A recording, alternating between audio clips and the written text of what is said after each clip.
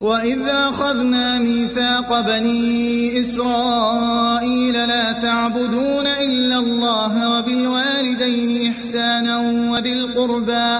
وَذِي الْقُرْبَى وَالْيَتَامَى وَالْمَسَاكِينِ وَقُولُوا لِلنَّاسِ حُسْنًا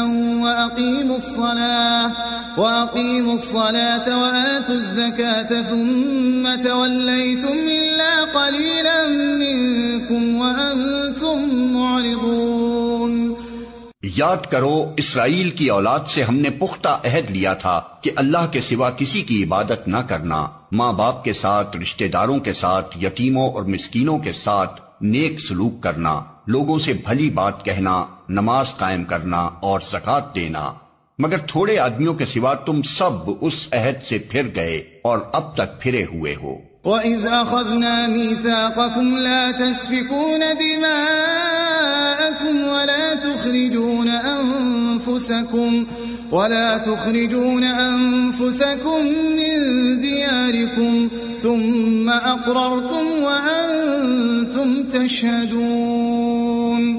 پھر ذرا یاد کرو ہم نے تم سے مضبوط عہد لیا تھا کہ آپس میں ایک دوسرے کا خون نہ بہانا اور نہ ایک دوسرے کو گھر سے بے گھر کرنا، تم نے اس کا اقرار کیا تھا، تم خود اس پر گواہ ہو۔ ثم أنتم هؤلاء تقتلون أنفسكم وتخرجون فريقا منكم من ديارهم تظاهرون عليهم بالإثم والعدوان وإن يأتوكم أسارى تفادوهم وهو محرم عليكم إخراجهم أفتؤمنون ببعض الكتاب وتكفرون ببعض فما جزاء من يفعل ذلك منكم إلا خزي في الحياة الدنيا ويوم القيامة يردون إلى أشد العذاب وما الله بغافل عما تعملون۔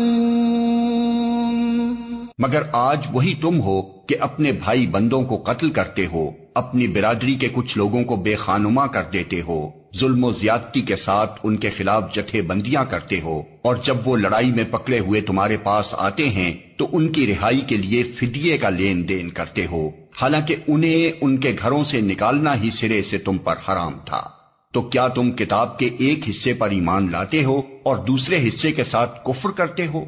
پھر تم میں سے جو لوگ ایسا کریں ان کی سزا اس کے سوا اور کیا ہے کہ دنیا کی زندگی میں ذلیل و خوار ہو کر رہیں اور آخرت میں شدید ترین عذاب کی طرف پھیر دیے جائیں۔